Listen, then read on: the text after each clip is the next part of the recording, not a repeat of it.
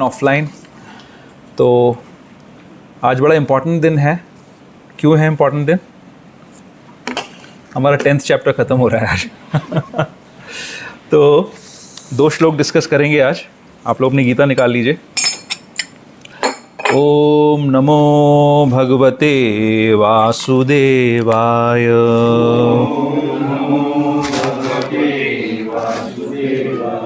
ओम नमो भगवते वासुदेवाय।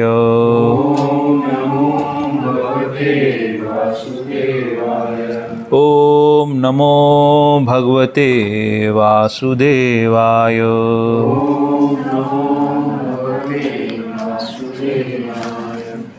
ठीक है, भगवद गीता अध्याय 10 श्लोक संख्या 41 और 42। तो सबसे पहले मैं शब्दार्थ पढ़ूंगा, आप लोग मेरे पीछे दोहराइए।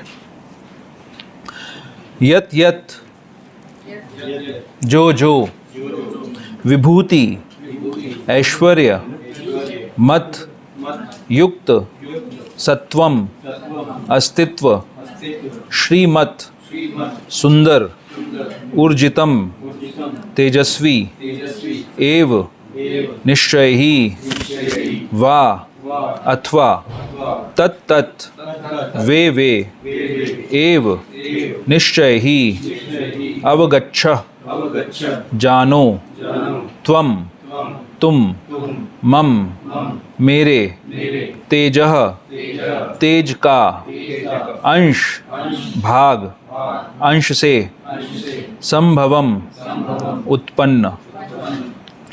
यत् यत् विभूतिमत्सत्वं श्रीमत् ऊर्जितमेव वा तत्तत् एवावगच्छत्वं मम तेजो अंश संभवम्। यत् यत् विभूतिमत्सत्वं श्रीमत् ऊर्जितमेव वा तत्तत् एवावगच्छत्वं मम तेजो अंश संभवम्। यत् यत् विभूतिमत्सत्वं श्रीमत् ऊर्जितमेव वा तत्तत् एवावगच्छत्वं मम तेजो अंश संभवम्। कोई कोई दो लोग। यद् यद् विभूतिमत्सत्वं श्रीमत् ऊर्जितमेव वा तत्तत् एवावगच्छत्वं मम तेजो अंश संभवम्। यद् यद् विभूतिमत्सत्वं श्रीमत् ऊर्जितमेव वा तत्तत् एवावगच्छत्वं मम तेजो अंश संभवम्। यत् यत् विभूतिमत्सत्वं श्रीमत् ऊर्जितमेव वा तत्तत् एवावगच्छत्वं मम तेजो अंश संभवम्। माताजी। यत् यत् विभूतिमत्सत्वं श्रीमत् ऊर्जितमेव वा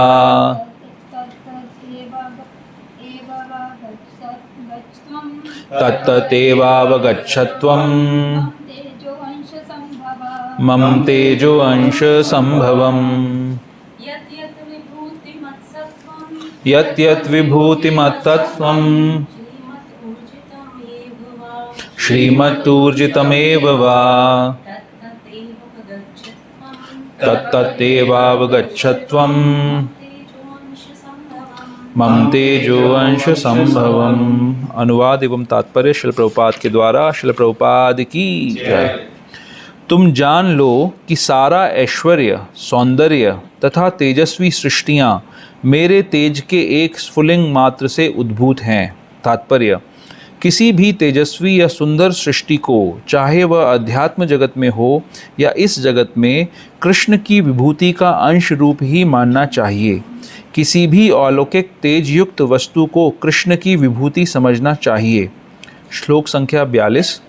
अथवा बहुनैतेन किं ज्ञातेन तवार्जुन वृष्टभ्याहम इदं कृत्स्नम एकांशेन स्थितो जगत। किंतु हे अर्जुन, इस सारे विशद ज्ञान की आवश्यकता क्या है? मैं तो अपने एक अंश मात्र से संपूर्ण ब्रह्मांड में व्याप्त होकर इसको धारण करता हूँ। तात्पर्य: परमात्मा के रूप में ब्रह्मांड की समस्त वस्तुओं में प्रवेश कर जाने के कारण परमेश्वर का सारे भौतिक जगत में प्रतिनिधित्व है। भगवान यहाँ पर अर्जुन को बताते हैं कि यह जानने की कोई सार्थकता नहीं है कि सारी वस्तुएं किस प्रकार अपने पृथक पृथक ऐश्वर्य तथा उत्कर्ष में स्थित हैं। उसे इतना ही जान लेना चाहिए कि सारी वस्तुओं का अस्तित्व इसलिए है क्योंकि कृष्ण उनमें परमात्मा रूप में प्रविष्ट हैं। ब्रह्मा जैसे विराट जीव से लेकर एक क्षुद्र चींटी तक इसलिए विद्यमान है क्योंकि भगवान उन सब में प्रविष्ट होकर उनका पालन करते हैं।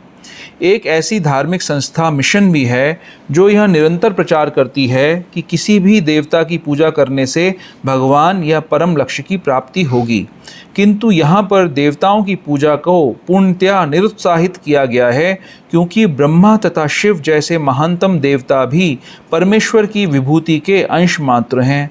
वे समस्त उत्पन्न जीवों में उद्गम हैं और उनसे बढ़कर कोई भी नहीं है। वे असमोर्ध्व हैं, जिसका अर्थ है कि ना तो कोई उनसे श्रेष्ठ है ना उनके तुल्य। पद्म पुराण में कहा गया है कि जो लोग भगवान कृष्ण को देवताओं की कोटि में, चाहे वे ब्रह्मा या शिव ही क्यों ना हो, मानते हैं, वे पाखंडी हो जाते हैं। किंतु यदि कोई ध्यानपूर्वक कृष्ण की विभूतियों एवं उनकी शक्ति के अंशों का अध्ययन करता है तो वह बिना किसी संशय के भगवान कृष्ण की स्थिति को समझ सकता है और अविचल भाव से कृष्ण की पूजा में स्थिर हो सकता है। भगवान अपने अंश के विस्तार से परमात्मा रूप में सर्वव्यापी हैं, जो हर विद्यमान वस्तु में प्रवेश करता है।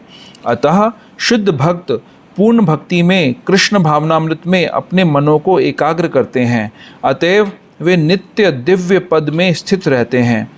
इस अध्याय के श्लोक 8 से 11 तक कृष्ण की भक्ति तथा पूजा का स्पष्ट संकेत है। शुद्ध भक्ति की यही विधि है। इस अध्याय में इसकी भली भांति व्याख्या की गई है कि मनुष्य भगवान की संगति में किस प्रकार चरम भक्ति सिद्धि प्राप्त कर सकता है। कृष्ण परंपरा के महान आचार्य श्रील बलदेव विद्याभूषण इस अध्याय की टीका का समापन इस कथन से करते हैं: यत् शक्तिलेशात् सूर्याद्या भवन्त्य इति युग्रतेजसः यदंशेन धृतं विश्वं स कृष्णो दशमे अर्च्यते। प्रबल सूर्य भी कृष्ण की शक्ति से अपनी शक्ति प्राप्त करता है और सारे संसार का पालन कृष्ण के एक लघु अंश द्वारा होता है। अतः श्री कृष्ण पूजनीय हैं। इस प्रकार श्रीमद् भगवद गीता के 10वें अध्याय श्री भगवान का ऐश्वर्य का भक्ति वेदांत तात्पर्य पूर्ण हुआ। ओम अज्ञानतिमिरान्धस्य ज्ञानाञ्जनशलाकया चक्षुरुन्मिलितं येन तस्मै श्रीगुरुवे नमः। श्रीचैतन्यमनोभीष्टं स्थापितं येन भूतले स्वयं रूप कदा मह्यं ददाति स्वपदान्तिकम्। वन्देऽहं श्रीगुरुः श्रीयुतपदकमलं श्रीगुरुन् वैष्णवांश्च श्रीरूपं साग्रजातं सहगन् रघुनाथान्वितं तं सजीवं साद्वैतं सावधूतं परिजनसहितं कृष्णचैतन्यदेवं श्रीराधा कृष्णपादान् सहगन् ललिता श्रीविशाखान्वितांश्च। हे कृष्ण करुणा सिंधु दीनबंधु जगतपते गोपेश गोपिका कांत राधा कांत नमोस्तुते। तप्त कांचन गौरांगी राधे वृंदावनेश्वरी वृषभानुसुते देवी प्रणमामि हरिप्रिये। वाञ्छाकल्पतरुभ्यश्च कृपा सिन्धुभ्य एव च पतितानां पावनेभ्यो वैष्णवेभ्यो नमो नमः। जय श्री कृष्णा चैतन्य प्रभु नित्यानंद श्री अद्वैत गदाधर श्रीवासादि गौर भक्तवृंद। हरे कृष्णा कृष्णा कृष्णा हरे हरे, हरे राम राम राम हरे हरे। हरे कृष्णा। तो बहुत सुंदर ये दोनों श्लोक हैं। हमने बहुत सुंदर व्याख्याएं पूरे इस सत्र में जो 10वें अध्याय का चला, बहुत सारे सुंदर सुंदर कथाएं, बहुत सारे भगवान से रिलेटेड इंसिडेंट्स हमने डिस्कस किए। तो ये समरी के रूप में लास्ट के 2 श्लोक हैं। इनकी चर्चा करने से पहले थोड़ा सा पिछला समरी, हमने क्या क्या अभी तक गीता में पढ़ा है। तो हमेशा की तरह जैसे हम जानते हैं कि पांडव और कौरव सेनाएं उनकी युद्ध के लिए तैयार हैं, युद्ध भूमि पे रेडी हैं लड़ने के लिए। और अचानक हीरो के हृदय में भाव आता है कि मुझे युद्ध नहीं करना चाहिए, क्योंकि ये सारे मेरे रिलेटिव्स हैं, मेरे पूज्य हैं, इनको मार करके मैं अगर राज्य प्राप्त करूंगा तो इसमें कोई बड़ी चीज़ नहीं है, ये पाप होगा। और भगवान की वो शरण ग्रहण करते हैं। शरण ग्रहण करने के बाद भगवान इमीडिएटली उनको शिक्षा देते हैं, गुरु की भूमिका स्वीकार करते हैं और उनको बताते हैं कि अर्जुन, तुम उन चीज़ों के लिए दुख कर रहे हो जो दुख करने योग्य नहीं है। जो जीव है वो कभी भी नहीं मरेगा, और जिन शरीरों के लिए तुम दुख कर रहे हो वो शरीर मरेंगे ही मरेंगे। इसके बाद धीरे धीरे भगवान रिवील करते हैं कि अर्जुन की पोजीशन क्या है, उनकी पोजीशन क्या है। अर्जुन जो है एक जीव के रूप में भगवान के नित्य अंश हैं, और एक अंश का काम है अंशी की सेवा करना। तो इस प्रकार से पिछले 9 अध्यायों के अंदर भगवान धीरे धीरे अर्जुन को लिफ्ट कर कर इस पोजीशन पे लाते हैं कि अर्जुन को अपने फ़ायदे और नुकसान के लिए नहीं सोचना चाहिए। तो अर्जुन की ओरिजिनल थॉट क्या थी कि युद्ध करना, जब युद्ध के लिए आया तो ये सोच के आया कि मुझे युद्ध करके राज्य मिल जाएगा।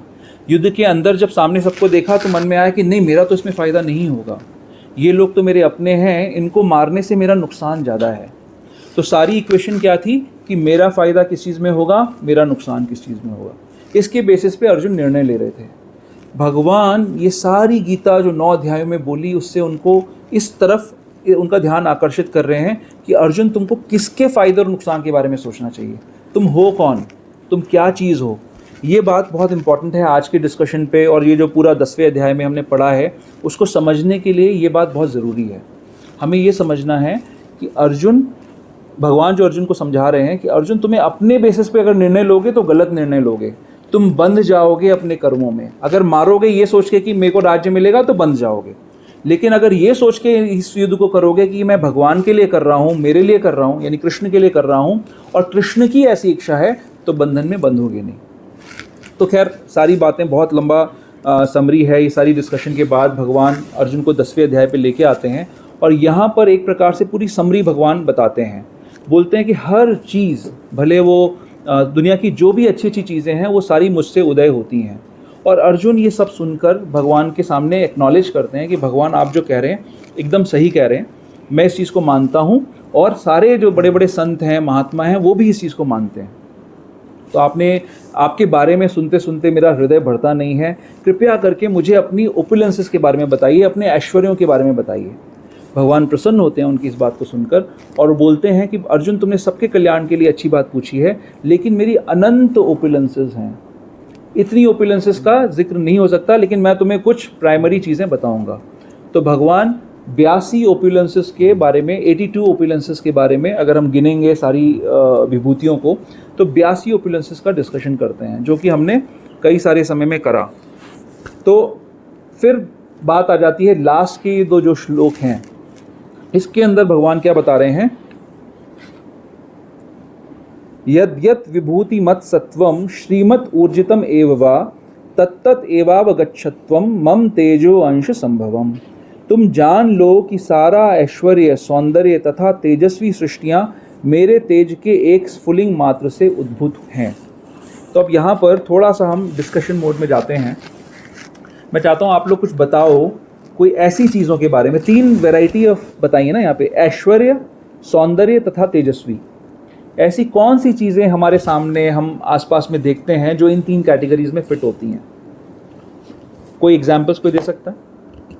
जैसे आपकी थॉट्स को ट्रिगर करने के लिए मैं आपको उदाहरण के रूप में प्रभुपाद जी जो कुछ बताते हैं कि, हरे कृष्ण, प्रभुपाद जी बताते हैं ऐश्वर्यवान चीज़ें या तेजस्वी चीज़ें। प्रभुपाद उदाहरण लेते हैं लेक्चर्स के अंदर कि प्रभुपाद के जो पिता थे वो अपने घर पर कई सारे संतों को बुलाते रहते थे, संत महात्माओं को बुलाते थे रेगुलरली। तो एक बार एक सिद्ध योगी आया और उसने बताया, रिवील करा कि मेरे पास बहुत सारी योग सिद्धियां हैं, और तुम सिद्धियां, आप लोगों को पता है ना कितनी सिद्धियां होती हैं? कितनी सिद्धियां होती हैं? 8 सिद्धियां होती हैं, है ना। तो उसमें एक सिद्धि होती है प्राप्ति। प्राप्ति सिद्धि का मतलब होता है कि जिसके पास ये सिद्धि है वो कहीं से भी कुछ भी लेके आ सकता है। तो प्रभुपाद ही अपना खुद का आंखों देखा दृष्टांत बता रहे हैं। प्रभुपाद को वो योगी, बच्चे बैठे हुए हैं सारे, और प्रभुपाद के सामने वो योगी है, वो बोलता है कि आप जो चाहो आप विचार कर लो, आपको क्या चाहिए इस समय, और वो आपको मिल जाएगा। तो फिर प्रभुपाद जो हैं बोलते हैं कि ठीक है, हमें काबुल का अनार चाहिए। कहाँ बैठे हैं प्रभुपाद? कलकत्ता में, ईस्ट में। काबुल कहाँ है? वेस्ट में, एक्सट्रीम वेस्ट है यहाँ से, है ना। तो बोलते हैं मुझे काबुल का अनार चाहिए। तो फिर वो योगी उनको बोलता है कि आप जाइए, अगले कमरे में जाइए, और अगले कमरे में एक फ्रेश एक ब्रांच अनार के पेड़ की, और उस पर ताज़े अनार वो होते हैं, वो लेके आ जाते हैं। तो ये एक आंखों देखा हाल प्रभुपाद बताते हैं। तो ये कैसी एक चीज़ हो गई, बड़ी विशेष सी चीज़ हो गई ना, ऐसी कौतूहल उत्पन्न करने वाली चीज़ हो गई। एक और एग्जाम्पल प्रभुपाद बताते हैं कि बनारस में एक योगी होता था।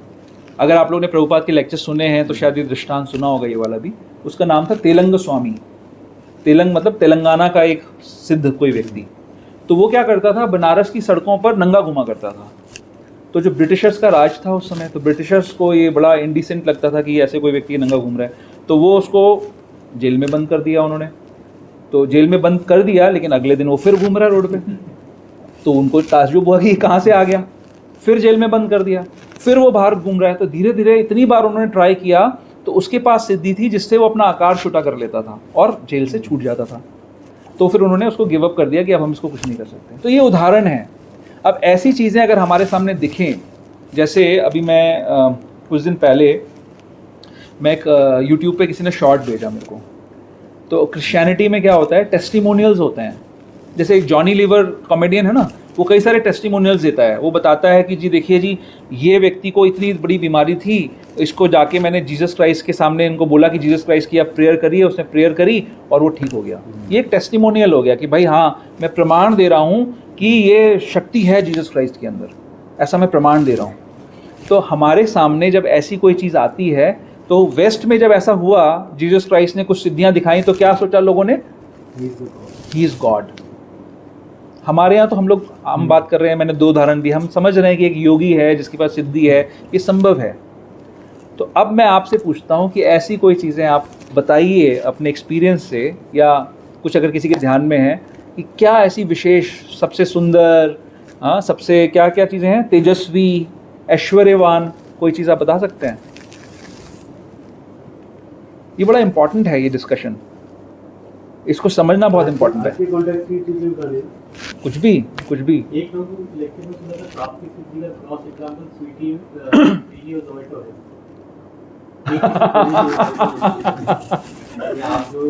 बट प्रभु, उसमें खतरा ये होता है कि बीच बीच में वो जोमेटो वाला खा लेता है। जब प्राप्ति सिद्धि होती है उसमें सब कुछ एज इट इज आता है, फ्रेश ब्रांच में सारे अनार आ गए, है ना। और ये वाली जो आप बता रहे हो ग्रॉस सिद्धि, इसमें क्या बीच में से सामान कम हो जाता है। ओके, एनीवेज, तो आप लोगों के दिमाग में, आप लोगों को आजकल कलयुग में दिखता ही नहीं कुछ, है ना, ऐश्वर्यवान, कुछ सुंदर, है ना, कुछ भी नहीं। आपके दिमाग में कुछ आ ही नहीं रहा, आप लोगों के दिमाग में। 20-25 साल पहले कोई सोचता होगा ऐसे इंटरनेट से कनेक्ट हो जाएंगे, सब हो जाएंगे। हाँ, that is a good example. भौतिक दृष्टि से देखा जाए तो, जैसे जोमेटो और स्विगी से आप कोई भी किसी समय भी रात को अगर आपको 2 बजे कुछ खाना है, अगर आप अपनी माँ को भी उठाओगे तो वो थप्पड़ लगाएगी गाल पे। ये कोई टाइम है खाना मांगने का, लेकिन जोमेटो वाला आपको मुस्कुराते हुए देके जाएगा, है ना।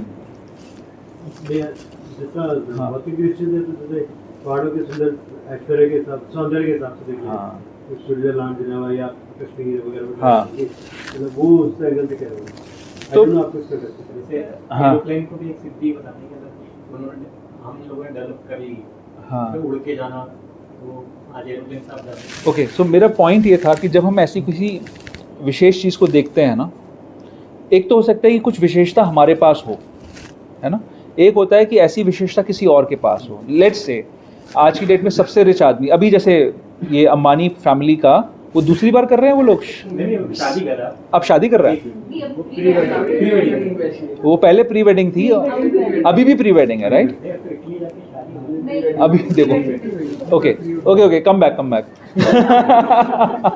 तो मिस्टर अंबानी का बेटा दूसरी बार प्री वेडिंग पार्टी कर रहा है। अब जो भी लोग उसको देख रहे हैं उनको लग रहा है यार ये अच्छा है, यही होना चाहिए, ऐसे ही होना चाहिए ना, प्री वेडिंग पार्टी भी 2 बार हो रही है। तो हमारे मन में क्या, लोगों के मन में क्या भाव आ रहा है? कितने लोग ऐसे सोच रहे हैं कि इसको बड़ा आशीर्वाद है, ये ऐसे ही फलता फूलता रहे, ऐसे कितने लोग सोचते हैं? या ज़्यादातर लोग ये सोच रहे हैं कि ये साला इसके पास पैसा आ गया है, ये अभी जो है ये इतना पैसे का अपना गुमान दिखा रहा है, ये नीचे आएगा एक दिन, तब हम देखेंगे। पहला इमोशन क्या मैंने बताया कि ऐसे ही भगवान करे ऐसे ही फलता फूलता रहे और 4-5 पार्टी प्री वेडिंग और कर ले। एक तो ये भाव हो गया, और दूसरा भाव हो गया कि ये जो है ना बहुत अकड़ रहा है अपने आप में, क्या समझता है अपने आप को, 2-2 प्री वेडिंग, कितना पैसा वेस्ट कर रहा है, जबकि आदमी खुद बैठा होगा एसी गाड़ी के अंदर और गाली दे रहा होगा कि कितना पैसा वेस्ट कर रहा है। दूसरा भाव क्या है, कौन सा भाव है, इमोशन कौन सा है? ईर्ष्या का इमोशन है। हाँ ईर्ष्या का इमोशन है, एनवी का इमोशन है राइट। तो अलग अलग इमोशंस हमारे हृदय में आते हैं जब ऐसी चीज़ों को देखते हैं। कोई स्त्री, अगर बहुत सुंदर कोई स्त्री सामने आ जाए तो कैसा इमोशन आएगा? भगवान करे इसकी सुंदरता और बढ़े, ऐसा है। सब स्त्रियां हंस रही हैं कि सबको पता है ऐसा नहीं आएगा कि कब ये बूढ़ी होगी कब इसके चेहरे पे झुर्रियाँ आएंगी। हाँ, ऑफिस में आप काम करते हो कि आपने देखा कि एनुअल अप्रेजल का टाइम आया और लिस्ट आई प्रमोशंस की, आपने देखा उसमें आपका नाम तो है नहीं 2-4 लोगों का नाम है बस, क्या इमोशन आएगा, भाव आएगा मन में? ठीक है, बॉस को मक्खन लगाता है इसलिए इसका प्रमोशन हो रहा है, काम हम तो करता नहीं है ना। ये सारे इमोशंस कैसे नेगेटिव इमोशंस हैं। बट भगवान यहाँ पर क्या बता रहे हैं कि ये सारी की सारी जितनी भी ऐसी तेजस्वी चीज़ें हैं, भगवान ने बहुत सारी चीज़ें बताई ना, जैसे पहाड़ों का एग्जाम्पल प्रभु जी ले रहे थे कि पहाड़ों में जो इमूवेबल हैं उसमें मैं हिमालय हूँ, और जो महान, एक सुमेरु का भी एग्जाम्पल लेते हैं मद्राचल पर्वत में। तो भगवान यहाँ पर ये बता रहे हैं कि हर जो विशेष चीज़ है, हर विशेष चीज़ जहाँ पर भी जो भी ग्लोरी है किसी भी चीज़ में, वो सब भगवान से आ रही है। अब हमारा जो गोल है, जब हम यहाँ पर आते हैं, भक्तों के समुदाय में आते हैं, हम क्या सोचते हैं, हम, हमारी मूवमेंट का नाम क्या है? International society for Krishna consciousness. Krishna consciousness क्या चीज़ होती है? किसको कहते हैं कृष्णा कॉन्शियसनेस? भगवान की कौन, भगवान का कृष्ण भावना, भगवान की भावना। अब हम जब व्यवहार कर रहे हैं समाज में, हम जब रह रहे हैं, तो हमें कोई हमसे अच्छा दिखता है, कोई हमसे ख़राब दिखता है, कोई बहुत विशेष दिखता है। तो फिलहाल जो हमारी स्थिति होती है उसमें हमें जब कोई व्यक्ति विशेष दिखता है तो उससे ईर्ष्या का भाव जागृत होता है। जो अपना होता है वो अगर कम अच्छा भी हो, जैसे अपना बच्चा जब होता है वो अगर कुरूप भी हो तो भी माँ को बहुत अच्छा लगता है, तो ये राग होता है। तो राग और द्वेष में सारा संसार बंधा हुआ है। लेकिन अगर हम कृष्णा कॉन्शियस होना चाहते हैं तो भगवान के इस संदेश को हमें समझना पड़ेगा, यद्यत विभूति मत सत्वम, है ना, श्रीमत ऊर्जितम एवं, सारी जो विभूतियां हैं ये मेरे से आ रही हैं। तो जब भी हम कोई विशेष चीज़ को देखते हैं उस समय अगर हम ये ध्यान कर लें कि ये कृष्ण की एनर्जी है तो क्या हो जाएगा? अगर मान लो अंबानीज को देख के हमें ये लगे कि हाँ भगवान की जो ओपुलेंस है, भगवान की जो रिचेज हैं, भगवान कौन है? लक्ष्मीपति हैं, संसार की सब सारी की सारी लक्ष्मी भगवान के पास है, उसका कुछ अंश, फ्रैगमेंट, यहाँ पर क्या कह रहे हैं प्रभुपाद यूज कर रहे हैं, कृष्ण की विभूति का अंश रूप ही मानना चाहिए। तो अगर कोई बहुत ओपुलेंट भी है संसार में तो भी वो भगवान की विभूति का एक छोटा सा अंश है। तो जब भी हमें उस अंश का दर्शन होता है तो हमें क्या समझना चाहिए? कि ये भगवान से लिंक्ड है, ये भगवान की कृपा है इसके ऊपर, तो हमारे हृदय से ये ईर्ष्या का भाव खत्म हो जाएगा और हम कृष्णा कॉन्शियस हो जाएंगे। नहीं तो हम क्या होंगे, हम भौतिक कॉन्शियस रहेंगे, हम मटेरियल कॉन्शियसनेस में रहेंगे हर समय, जो कि हमें बंधन में बांधेगा। तो ये तो हो गई बात दूसरों को देखने की। अब आते हैं एक और डिस्कशन पे कि मान लीजिए हमारे पास कोई विशेष चीज़ हो। संसार में हर व्यक्ति क्या समझता है कि मैं सबसे ग्रेट हूँ, समझता है ना? संसार का हर व्यक्ति यही मानता है कि मैं सबसे श्रेष्ठ हूँ। दुनिया मुझे अभी समझ नहीं पा रही है, लेकिन मैं सबसे श्रेष्ठ हूँ, राइट? यही हम समझते हैं। तो अब यहाँ पर एक सवाल ये भी आता है, भगवान जो अगले श्लोक में बता रहे हैं कि ये सारा का सारा जो जगत है वो मेरे एक अंश से सारा का सारा जगत विद्यमान है। तो अब हमें अपनी पोजीशन के बारे में भी समझना चाहिए। जैसे आप लोगों ने सुना होगा कि जो चींटियों का जो क्या बोलते हैं, एंट हिल को क्या बोलते हैं, बाम्बी, हाँ, है ना? चींटियों की जो बाम्बी होती है उसके अंदर एक चींटी ऐसी होती है जिसको वो रानी मानते हैं, क्वीन एंट मानते हैं, और सारी की सारी जो चींटियाँ होती हैं वो उसकी सेवा कर रही होती हैं, उसको प्रोटेक्ट करने में लगी रहती हैं, और उनके अंदर एक बड़ा स्ट्रांग भाव होता है। ऐसा हम देखते हैं, राइट? मान लीजिए कि किसी खेत के अंदर कोई ऐसी बाम्बी है जहाँ पर एक चींटी है, चींटियों का समुदाय है, और उसमें एक चींटी है जो कि क्वीन एंट है, सबसे अच्छी रानी चींटी है। अब वहाँ पर वो वहाँ पर जो खेत में क्या किसान हल चला रहे हैं। अब जो हल चला रहा है तो जैसे वो देखेगा चींटियों की बाम्बी आई, वो ऐसे दूर से नमस्कार करेगा, दंडवत करेगा, बोलेगा नहीं ये तो ये चींटी आंटी चींटी है, मतलब वो कौन सी वाली, रानी चींटी है, रानी चींटी को हम प्रणाम करके जाएंगे। नहीं, ऐसा तो नहीं करेगा। वो तो अपना ट्रैक्टर लेगा, हल लेगा, चढ़ा देगा उसके ऊपर, सॉरी भी नहीं बोलेगा, राइट? लेकिन चींटियां क्या समझ रही हैं, सारी चींटियां जितनी भी हैं वहां पर, सारी क्या समझ रही हैं कि ये मेरी जो रानी चींटी है सबसे श्रेष्ठ है। और रानी चींटी क्या समझ रही है, मैं तो भैया रानी हूं। लेकिन क्या व्यवहार किया जा रहा है उसके साथ, क्या व्यवहार हो रहा है उसके साथ, उसके ऊपर चढ़ा दिया ट्रैक्टर, हल चला दिया, फिर भी कोई उसको पूछ नहीं रहा है। तो इसी तरीके से हम सभी लोग अपने अपने क्षेत्र में अपने आप को बहुत श्रेष्ठ समझते हैं। क्या क्या कारण होते हैं श्रेष्ठता के, किस किस बेसिस पे हम इंपॉर्टेंस मानते हैं लोगों की? मनी, पावर, ब्यूटी, है ना? मान लो एक घर है, ठीक है, डीएलएफ का घर है। डीएलएफ है ये एरिया, ये क्या है? सेक्टर 43, राइट, ठीक है। तो आपने ये घर कब लिया था? 10 साल हो गए। 20 साल पहले इस घर का मालिक कौन था, इस जगह का मालिक कौन था, इस लैंड का मालिक? एग्रीकल्चरल लैंड थी। एग्रीकल्चरल लैंड थी। क्या आप नाम जानते हो उस व्यक्ति का? मेरे ख्याल से नहीं जानते हो। चलो इसको छोड़ दो, इस घर को छोड़ो, बात करते हैं डीएलएफ प्रॉपर्टी की बात करते हैं। आज डीएलएफ यहाँ पर मैंने भी कुछ दिन पहले सुना था कि एक फ्लैट जो है कौन सा था, 100 करोड़ में एक फ्लैट बिका है, हाँ, कैमेलियाज में, है ना? 100 करोड़ में एक फ्लैट, उसमें कम से कम 50 फ्लैट तो होंगे ऐसे, या ज़्यादा ही होंगे, शायद ज़्यादा होंगे। 100 करोड़ रुपए में एक फ्लैट बिका, तो यानी बहुत ही ऑपुलेंट वेल्दी बंदा होगा जिसने वो फ्लैट खरीदा होगा। तो जिसने उसको बनाया होगा वो कितना वेल्दी होगा, और जिस जगह पे वो बनी है वो कितना वेल्दी होगी। तो डीएलएफ ने मान लो आज से 25 साल पहले, 30 साल पहले इस जगह को एक्वायर किया होगा। इससे पहले वो जगह किसके पास थी? आज डीएलएफ को सब जानते हैं, राइट? उससे पहले ये जगह किसके पास थी?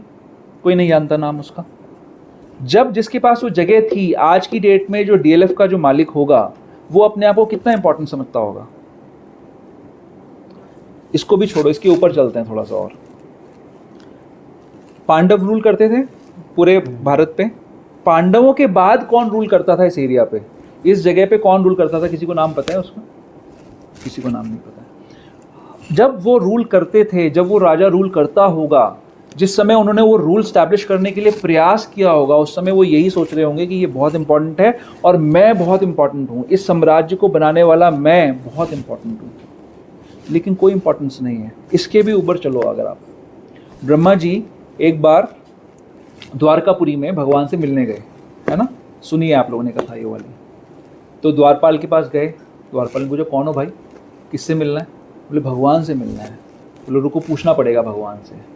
भगवान के पास गए, वापस आया, द्वारपाल बोला भगवान पूछ रहे हैं आप, मतलब उसने बोला कि मैं, ब्रह्मा जी ने बोला मैं ब्रह्मा हूँ, भगवान को बोलो मैं मिलना चाहता हूँ। तो द्वारपाल वापस आता है, बोलता है आप कौन से ब्रह्मा हैं? तो फिर ब्रह्मा जी को कन्फ्यूजन हो गई कि भैया मैं तो पूरे सृष्टि, 4 सिर हैं मेरे, मैं सारे सृष्टि में देखता हूँ, ये दूसरा ब्रह्मा कहाँ से आ गया? कौन, एक ही ब्रह्मा होता है? फिर ब्रह्मा जी जब अंदर जाते हैं तो देखते हैं कि किसी के 8 सर हैं, किसी के 12 सर हैं, किसी के 100 सर हैं, किसी के 10,000 सर हैं। तो हमारा जो यूनिवर्स है वो सबसे छोटा यूनिवर्स है, जिसको मैनेज करने के लिए 4 सर वाले ब्रह्मा हैं। तो ब्रह्मा जी को भी अपनी इनसिग्निफिकेंस का एहसास होता है। उस समय भगवान यही उनको जताते हैं कि आप भी इनसिग्निफिकेंट हो बिल्कुल, ठीक है। तो अब सवाल आता है कि इस सारे डिस्कशन का हमारे ऊपर क्या प्रभाव है। हम लोग अपना सारा जीवन किसी एक आर्टिफिशियल गोल को ट्रैक करने में लगा देते हैं कि भैया हमको ये चीज़ करनी है और ये करने से, ये सक्सेस प्राप्त करने से मैं इम्पॉर्टेंट बन जाऊंगा। जबकि भगवान यहाँ पर क्या कह रहे हैं, अगर मैं इसका ट्रांसलेशन पढ़ता हूँ कि किंतु हे अर्जुन, इस सारे विशद ज्ञान की क्या आवश्यकता है? मैं तो अपने एक अंश मात्र से संपूर्ण ब्रह्मांड में व्याप्त होकर इसको धारण करता हूँ। पूरे ब्रह्मांड को भगवान अपने एक अंश से धारण करते हैं। तो क्या भगवान सिद्ध कर रहे हैं कि सबसे इंपॉर्टेंट कौन है? कौन है सबसे इंपॉर्टेंट? भगवान है। तो अब आप यहाँ पर बहुत सारे लोग प्रीचर्स हैं, राइट? तो एक टेस्ट है आप लोगों के लिए छोटा सा। आप लोग मुझे शास्त्र में से कोई श्लोक बताओ गीता के अंदर से जिसमें भगवान की भगवत्ता का विवरण दिया गया है। कोई भी श्लोक चलेगा। हाँ आज ही कवर करा है। हाँ, क्या? 7.7 आपने आज ही कवर करा है। क्या है श्लोक? नहीं, हाँ यही है। हाँ, ये जो बता रही है माता जी वही है।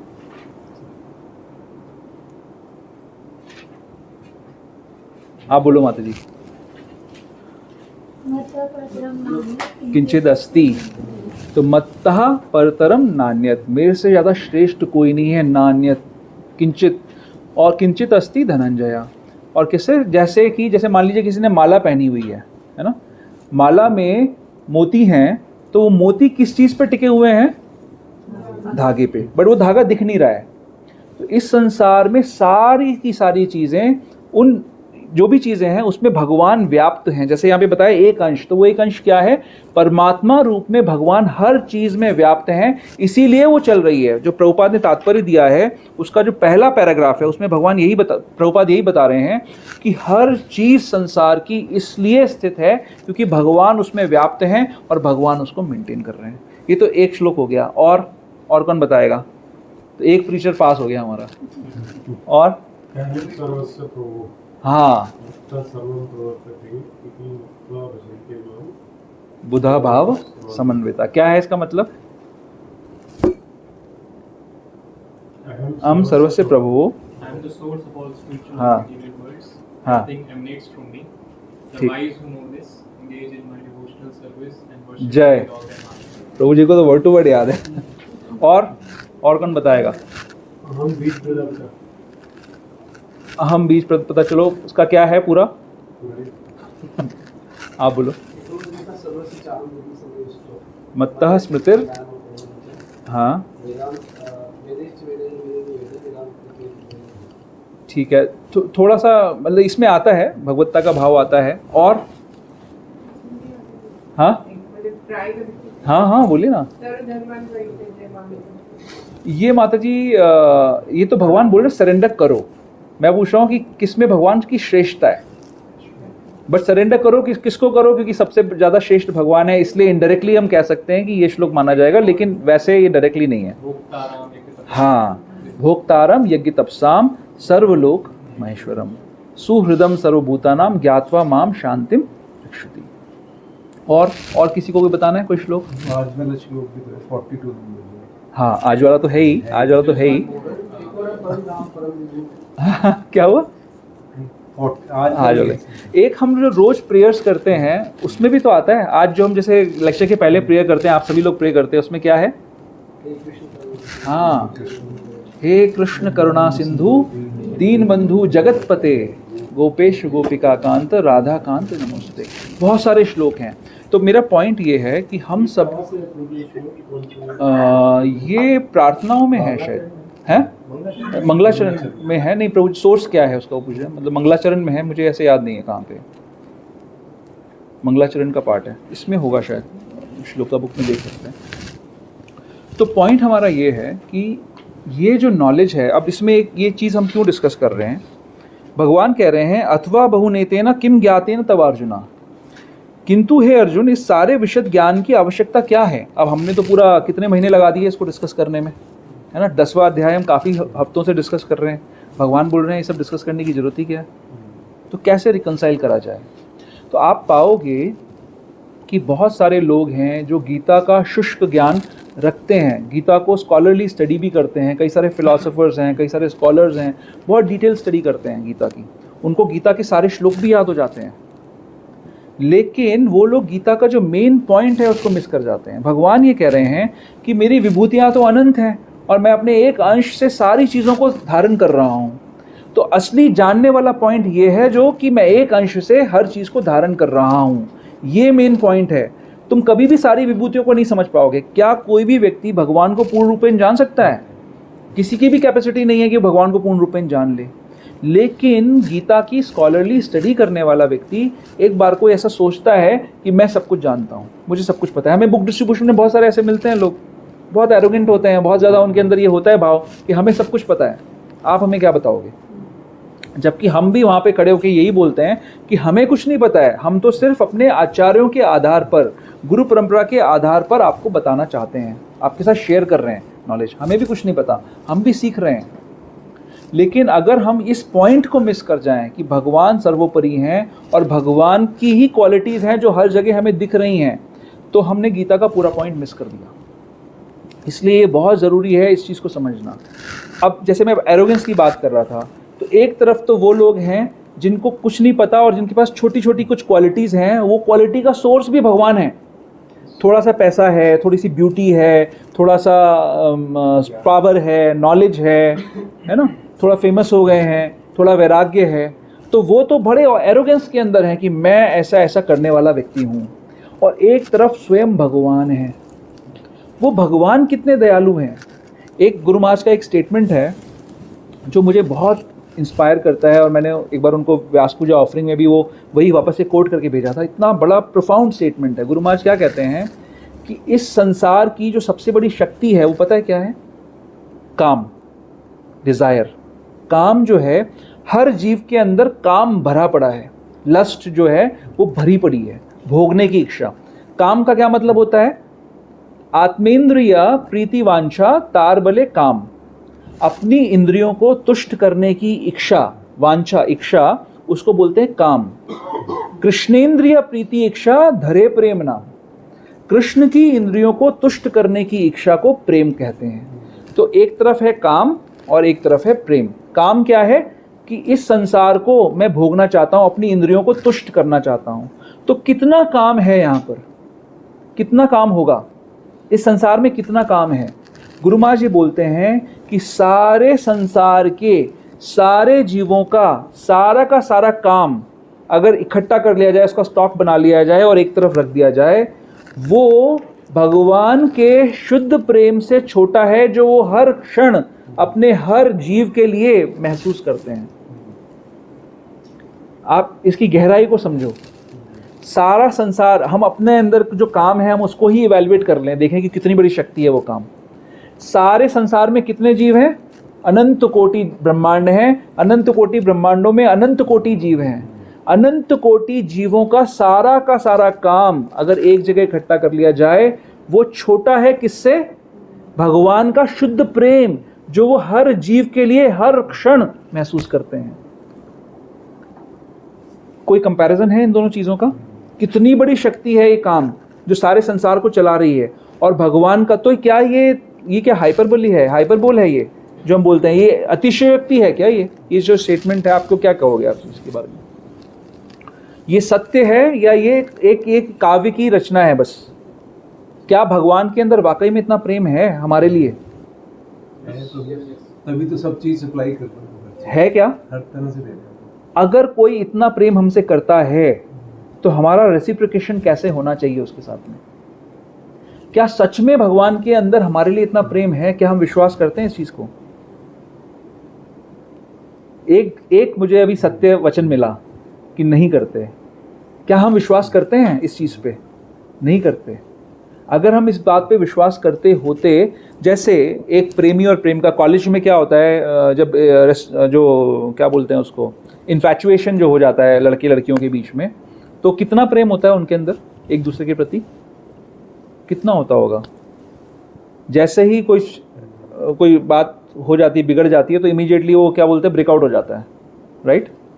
कॉलेज गोइंग किड्स बता सकते हैं इसके बारे में ज़्यादा अच्छे से। आकर्षण नहीं होता है। हाँ क्या होता है? आकर्षण। हाँ आकर्षण, आकर्षण। बरेली में मम्मी जी बता रही हैं आकर्षण। चलो गुड।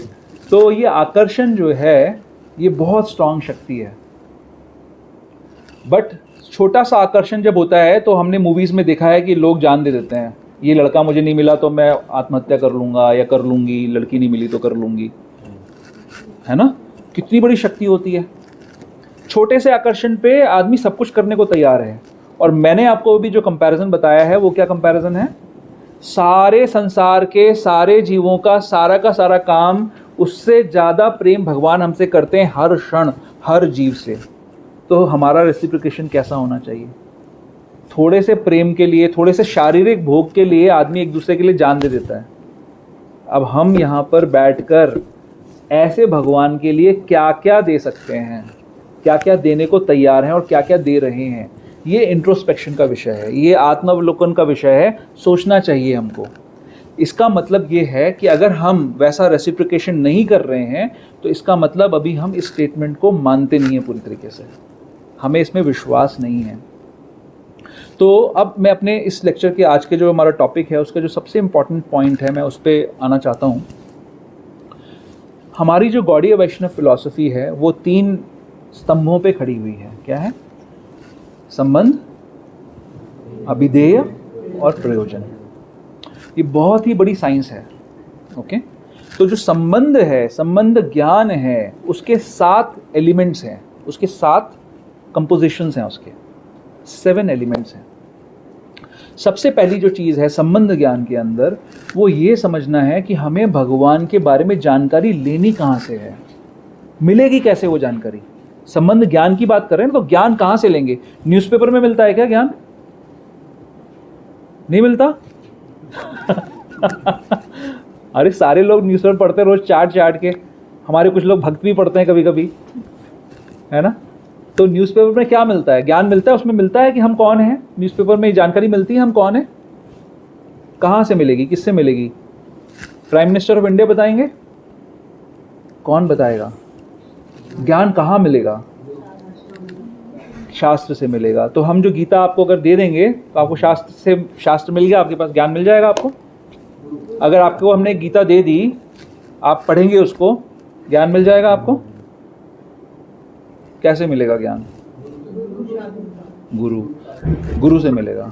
तो गुरु जो है, जैसे सदगुरु भी हैं आजकल, एक उन्होंने अपने नाम के आगे लगा रखा है सदगुरु, वो दे देंगे ज्ञान।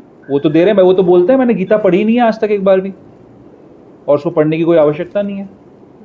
अब कॉन्ट्रडिक्ट हो गई ना बात। आपने पहले बोला कि शास्त्र मिल जाए मेरे को, फिर बोला गुरु मिल जाए, लेकिन गुरु तो ये बोल रहा है शास्त्र पढ़ने की जरूरत नहीं है, तो कैसे मिलेगा ज्ञान? हाँ, अब आप आ रहे हो मेन पॉइंट पे। प्रामाणिक गुरु जो प्रामाणिक परंपरा से एज इट इज हमको अगर ज्ञान देगा प्रामाणिक शास्त्रों के आधार पर, तो हमें ज्ञान मिलेगा। बाकी सारे आंसर्स अधूरे हैं। सिर्फ शास्त्र से आपको ज्ञान नहीं मिलेगा। जैसे कोई व्यक्ति सिर्फ घर पे डॉक्टरी की किताबें पढ़कर डॉक्टर नहीं बन सकता, उसी प्रकार सिर्फ घर पे शास्त्र पढ़कर आपको पूर्ण ज्ञान नहीं मिल सकता। आपको किसी प्रामाणिक गुरु की शरण में जाना पड़ेगा। उसकी शरण लेकर जब वो आपको परंपरा के आधार पर एज इट इज खुद फॉलो कर रहा हो, आचरण भी वैसा कर रहा हो जैसा जो बोल रहा है, और बोलेगा क्या? जो शास्त्र में लिखा हुआ है, ऐसे गुरु की शरण में जाकर ही आपको पूर्ण रूपेण ज्ञान मिल पाएगा। तो ये पहला सिद्धांत है। दूसरा सिद्धांत जो संबंध ज्ञान का है, हम संबंध ज्ञान की बात कर रहे हैं। संबंध का मतलब है 2 लोगों के बीच में कुछ कनेक्शन, संबंध। तो पहला कि उस ज्ञान के बारे में पता ही कहाँ से चलेगा। उस संबंध ज्ञान का दूसरा एलिमेंट है कि जो भगवान हैं वो सर्वोपरि हैं, सारी शक्तियों के ओतप्रोत हैं, उनके सर्वशक्तिमान हैं वो भगवान। ये संबंध ज्ञान का दूसरा एलिमेंट है। तीसरा एलिमेंट है कि सर्वव्यापी और सर्वशक्तिशाली होते हुए भी वो भगवान वो रसों से भरे हुए हैं। वो ऐसे नहीं है जैसे हम लोग आजकल देखते हैं ना, अगर कोई बहुत व्यक्ति जो शक्तिशाली है वो बहुत ही ज़्यादा रूड होगा या बहुत अलग रहेगा, अपने आप को अलग दिखाएगा, ऐसा नहीं है। वो व्यवहार नहीं करना चाहेगा आपके साथ में, वो आपसे कनेक्ट नहीं करेगा वो व्यक्ति, वो अपने आप को अलग समझेगा। लेकिन भगवान रसों से पूर्ण हैं, रस से भरे हुए हैं भगवान। ये संबंध ज्ञान का तीसरा एलिमेंट है। चौथा, मैंने 7 प्रोमिनेंट एलिमेंट्स हैं जो कि गुरु महाराज बताते हैं, मैं वही आपके साथ शेयर कर रहा हूँ। चौथा एलिमेंट है कि जो जीव है वो भगवान का नित्य दास है। जीवेर स्वरूप हुए कृष्णेर नित्य दास। जीव भगवान का नित्य दास है, उनका अंश है जीव। पांचवा एलिमेंट है कि जो जीव अभी बंधे हुए हैं, जो बद्ध अवस्था में हैं, वो माया के द्वारा कंट्रोल्ड हैं। माया कौन है? भगवान की शक्ति। ये सब संबंध ज्ञान का पार्ट है। माया कौन है? जैसे 7वें अध्याय में भगवान बता रहे हैं कि मेरी एक ऐसी शक्ति है जिससे पार पाना मुश्किल है, लेकिन मेरी शरण में आओगे तो पार पा सकते हो। तो जितने भी बद्ध जीव हैं वो माया के द्वारा कंट्रोल्ड हैं। लेकिन कुछ ऐसे जीव भी हैं, कुछ नहीं ज़्यादा ऐसे जीव हैं जो मुक्त हैं, वो नित्य मुक्त हैं, वो माया के कंट्रोल में नहीं हैं। और जो जीव और भगवान के बीच में कनेक्शन है वो अचिंत्य भेदाभेद का है। अचिंत्य भेदाभेद क्या है? 7वां एलिमेंट क्या है? अचिंत्य भेदाभेद, यानी हम भगवान के समान भी हैं और भगवान से अलग भी हैं। हम क्वालिटेटिवली, गुणात्मक दृष्टि से भगवान के समान हैं, और जो सांख्यिक दृष्टि से हम भगवान से बहुत छोटे हैं, हम अलग हैं। तो हम एक साथ में भगवान के समान भी हैं और भगवान से अलग भी हैं।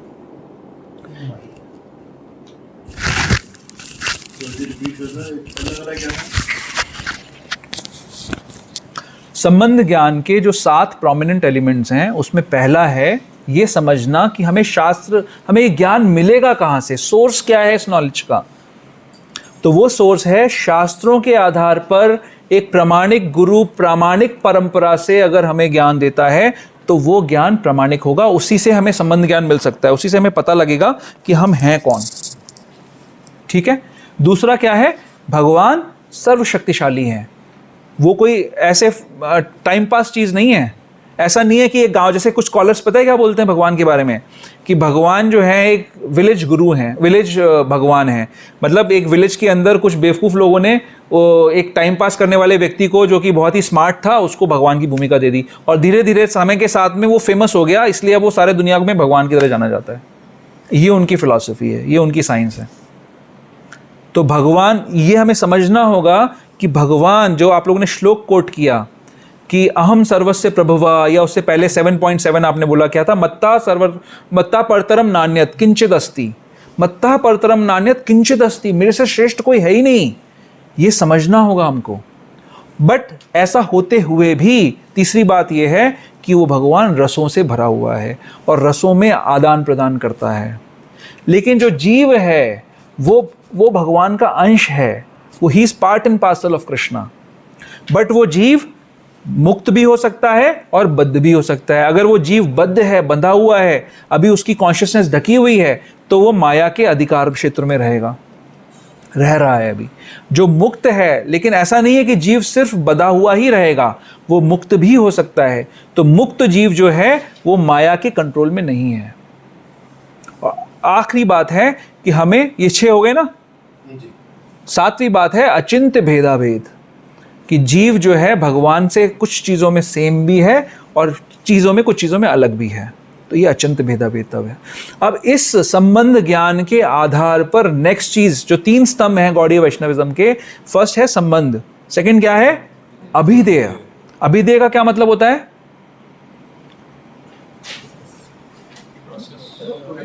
हाँ, एक्टिविटीज। हम कैसे कार्य करेंगे, संबंध में हम कैसे आदान प्रदान करेंगे, रेसिप्रोकेट कैसे करेंगे, कार्य कैसे करेंगे, तो वो इन 7 सिद्धांतों के आधार पर ही हम रेसिप्रोकेट कर पाएंगे, इस नॉलेज के साथ रेसिप्रोकेट कर पाएंगे। तो उसका जो अभिधेय का जो प्रिंसिपल है वो क्या है? अन्याभिलाषिता शून्यम, ज्ञान कर्म अनावृतम, अनुकूल्येन कृष्णानुशीलनम भक्तिर उत्तमा। तो जो अभिधेय होगा, जैसे अब इसको समझने का प्रयास करना है। हम लोग कल बुक डिस्ट्रीब्यूशन के लिए गए थे, राइट? तो वो क्या है? बुक डिस्ट्रीब्यूशन क्या है? वो अभिधेय है। हाँ, सॉरी, वो अभिधेय है। अब ये अभिधेय, या कोई व्यक्ति टेम्पल प्रेसिडेंट है, या कोई व्यक्ति ब्रह्मचारी है, या कोई व्यक्ति क्लास चला रहा है, कोई व्यक्ति अपने घर पे होस्ट कर रहा है क्लास को, मैं क्लास दे रहा हूँ। अब मान लीजिए मेरा आशय, ये अभिधेय अभी जो मैं आपको बता रहा हूँ, इसके पीछे मेरी इच्छा अगर ये हो कि धीरे से लोग समझ जाएंगे कि मैं कितना महान आदमी हूँ, मैं कितना अच्छा वक्ता हूँ, तो ये अभिधेय कैसा हुआ?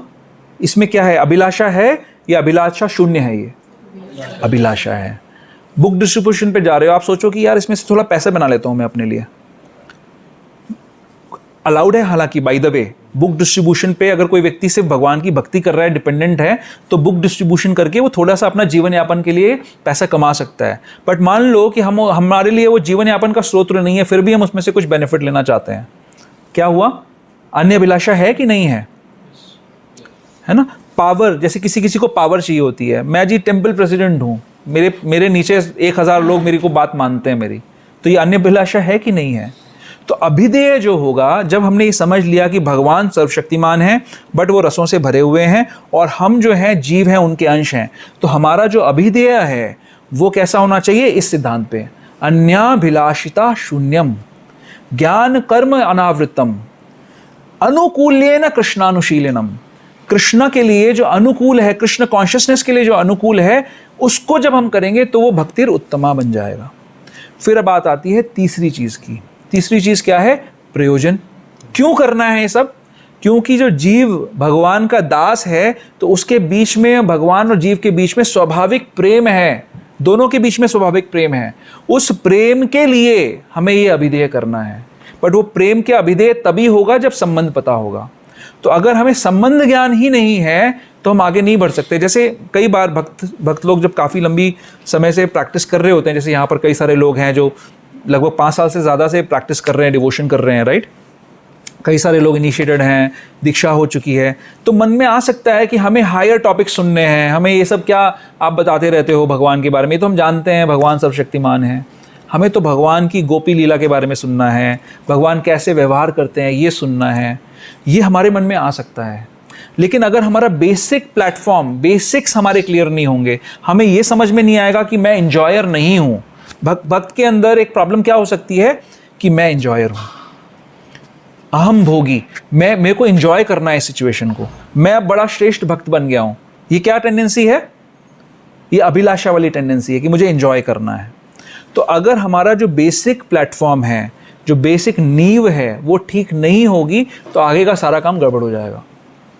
तो हमें बेसिक प्रिंसिपल्स को पहले ठीक से समझना है, इस संबंध ज्ञान को अच्छे से समझना है। जैसे आप लोग जो भी श्लोक कोट कर रहे थे, उनको याद करना है, प्रीचिंग में यूज़ करना है उन सब चीज़ों को। जब आप लोग उस ढंग से, उस कॉन्शियसनेस के साथ प्रीच करोगे, संबंध ज्ञान को इस तरीके से समझ के प्रीच करोगे, तो क्या होगा? फिर बेटर प्रिपेयर्ड होगे अन्याभिलाषिता शून्यम के लिए। कई बार तो हम लोग भक्ति साधना इसलिए करते हैं क्योंकि गुरु ने कह दिया तो हमें करना है, हम बंधे हुए हैं। एटलीस्ट सिर्फ इतना हमारे अंदर वो है भाव कि हमने गुरु को प्रॉमिस किया इसलिए हम कर रहे हैं, पर टेस्ट नहीं होता हमारे अंदर। अच्छा है, वो प्लेटफॉर्म भी अच्छा है, बुरा नहीं है कि हमें ज़बरदस्ती करना है, लेकिन ज़बरदस्ती अगर सही तरीके से करेंगे तो हम हायर प्लेटफॉर्म्स पे जा सकते हैं, हम टेस्ट भी डेवलप कर सकते हैं। इसमें एक और जो प्रभुपाद जी तात्पर्य में एक पॉइंट उठा रहे हैं, जो कि एक साइड पॉइंट है, वो ये है कि एक धार्मिक संस्थान ये प्रचार करता है कि किसी को भी प्रार्थना करो, हम भगवान को प्राप्त कर सकते हैं, राइट? लेकिन अगर आपको ये पता लग गया, अगर ये संबंध ज्ञान आपको मिल गया कि भगवान ही सर्वशक्तिमान है, तो आप किसी और के पास क्यों जाओगे? आदमी किसी और के पास कब जाता है? जैसे मान लीजिए कि आपके घर की इलेक्ट्रिसिटी कट गई, तो क्या आप गैस एजेंसी के पास जाओगे? आप किसके पास जाओगे? इलेक्ट्रिक कंपनी के पास जाओगे, भाई मेरा कनेक्शन वापस से रीस्टोर कर दो। तो आपको क्योंकि पता है कि इलेक्ट्रिसिटी का काम इलेक्ट्रिक कंपनी में होगा, तो आप वहीं जाओगे। कोई बेवकूफ़ होगा, वो हो सकता है गैस एजेंसी में जाके बोले जी आज मेरे घर की इलेक्ट्रिसिटी कट गई, तो वो कैसे आपको देखेगा? वो आपको बेवकूफ़ मानेगा, राइट?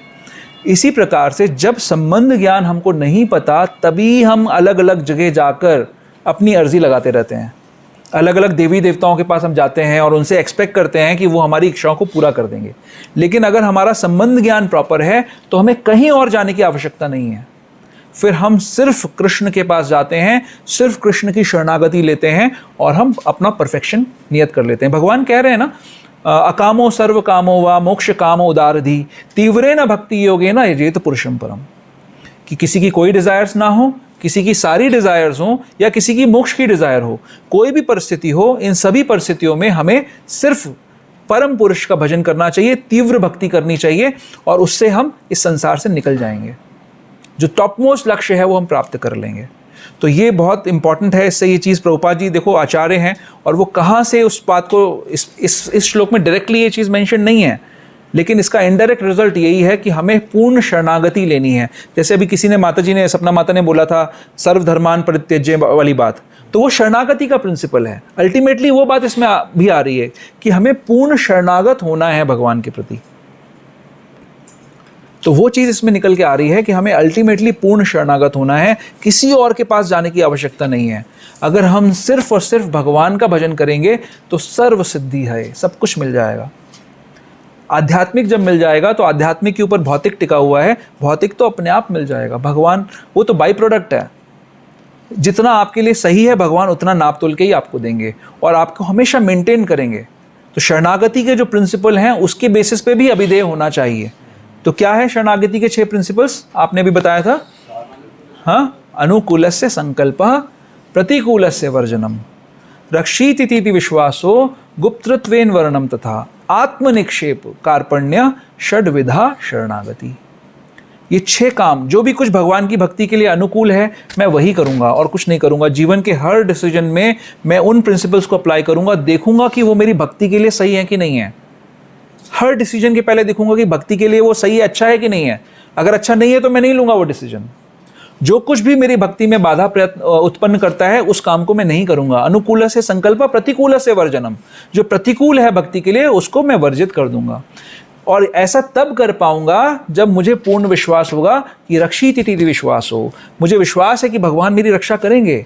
गुप्तत्वेन वर्णम तथा, हर परिस्थिति में मेरे को मेंटेन भी करेंगे। जैसे एक पिता हर परिस्थिति में अपने पुत्र को मेंटेन करते हैं, उसी प्रकार भगवान हर परिस्थिति में मेंटेन करेंगे। अगर कोई चीज़ ऊपरी तौर पे हमें दिख रही है कि मेरे फायदे की है लेकिन भक्ति के लिए फायदे की नहीं है, फिर भी मेरे अंदर ये कॉन्फिडेंस होगा कि मैं इस काम को नहीं करूँगा और फिर भी मेरी रक्षा होगी, फिर भी भगवान मुझे मेंटेन करेंगे। अधिकांश हम लोग गलती कहाँ करते हैं, भक्त लोग गलती कहाँ करते हैं, उनको ये लगता है कोई पर्टिकुलर डिसीजन आया, वो भौतिक दृष्टि से तो अच्छा है। जैसे मान लीजिए किसी को कोई जॉब मिली, वो जॉब, गुरु महाराज एग्जाम्पल लेते हैं इस चीज़ का। उन्होंने बताया, एक व्यक्ति ने उनको मेल लिखा कि मुझे साउथ अमेरिका के अंदर एक जगह पे जॉब मिल रही है केयर टेकर की। ये अभी किसी रिसेंट लेक्चर में गुरु महाराज बता रहे थे। हाँ, वो भी है, वो सेकेंड एग्जाम्पल था इजराइल वाला, बट एक साउथ अमेरिका का भी था। तो ये शायद मैं मिक्स कर रहा हूँ दो एग्जाम्पल लिए थे कि वहाँ पर केयर टेकर की जॉब मिल रही है जहाँ पर मुझे एल्डरली लोगों को सर्व करना होगा। तो मुझे जाना चाहिए क्या? तो तो गुरु महाराज ने उसको पूछा कि भाई तुम तो, लेडी थी शायद वो, उसको पूछा कि तुम्हारा तो मेंटेनेंस अच्छा खासा चल रहा है, तुम्हें वहाँ जाने की क्या ज़रूरत है? तुम तो वहाँ जाओगी तो तुमको सबको मीट सर्व करना पड़ेगा, तुम्हारी कॉन्शियसनेस खराब हो जाएगी, तुम्हारी भक्ति अच्छे से नहीं चल पाएगी, तो तुम्हें नहीं जाना चाहिए वहाँ पर। एक ये शायद इजराइल का एग्जाम्पल था और एक और एग्जाम्पल था साउथ अमेरिका के, जहाँ पर जॉब जाओगे तो पैसा तो अच्छा कमा लोगे लेकिन भक्ति नहीं होगी ठीक से। तो अब भौतिक इस सिचुएशन को अगर आप एनालाइज करें तो भौतिक दृष्टि से ये डिसीजन अच्छा लगेगा कि मुझे पैसा ज़्यादा कमाने का मौका मिल रहा है, लेकिन अगर आप उस समय शरणागति के इस प्रिंसिपल को देखोगे कि क्या मेरी भक्ति इसमें बेटर होगी, और अगर जवाब ये आता है कि नहीं बेटर होगी, तो आपको उसको रिजेक्ट करना है प्रतिकूल से वर्जनम सिद्धांत के आधार पर। और वो आप तभी कर पाओगे जब आपको ये विश्वास है कि भगवान आपकी रक्षा करेंगे और आपको मेंटेन करेंगे। रक्षीति विश्वासो, गुप्तत्वेन वर्णम तथा, ये दोनों प्रिंसिपल्स पे अगर आपका विश्वास है तो आप अनुकूल से संकल्प और प्रतिकूल से वर्जनम कर पाओगे। और फिर आती है बात आत्मनिक्षेप, कि अपना सर्वस्व मैं भगवान के ऊपर, भगवान के लिए मैं अर्पण कर दूंगा। आत्मनिक्षेप और कार्पण्य, और ये भाव हृदय में रहेगा कि मेरे को तो कोई ज्ञान है नहीं, मैं अपनी बुद्धि क्यों इतना इस्तेमाल करूं, भगवान और भगवान के जो रिप्रेजेंटेटिव मुझे गाइड कर रहे हैं मैं उसके हिसाब से अपने जीवन को चलाऊंगा। कार्पण्य, षड्विधा शरणागति, ये शरणागति के प्रिंसिपल्स हैं। तो इनको हमें मानकर चलना है, इनके ऊपर चलना है। अगर हम ये मानते हैं कि भगवान सर्वोपरि हैं, संबंध ज्ञान अगर आप ठीक से समझ गए 7 चीज़ों को, तब आपके लिए ये सब कुछ आगे का काम हो सकता है। और अगर वहाँ पर अभी क्लैरिटी नहीं है तो गोपी लीला सुन के कोई फ़ायदा नहीं होने वाला है। फिर आप भी कहीं ना कहीं कोई गोपी या गोप ढूंढ लोगे और उसके साथ शुरू हो जाओगे गलत काम करना।